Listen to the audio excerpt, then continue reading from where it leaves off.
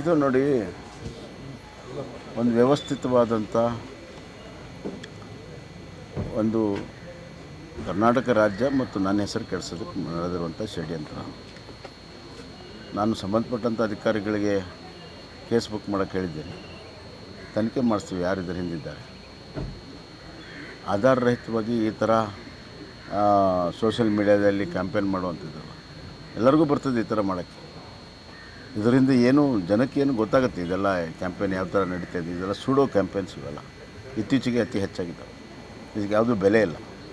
ಆದರೆ ನನಗಿಂತ ನಮಗೇನೆಂದರೆ ರಾಜ್ಯದ ಹೆಸರು ಕೆಡಿಸುವಂಥ ಪ್ರಯತ್ನ ಮಾಡ್ತಾಯಿದ್ದಾರೆ. ಅದಕ್ಕೆ ಇದು ಕಡಿವಾಣ ಹಾಕಬೇಕು ಅಂತೇಳಿ ತೀರ್ಮಾನ ಮಾಡ್ತೀನಿ.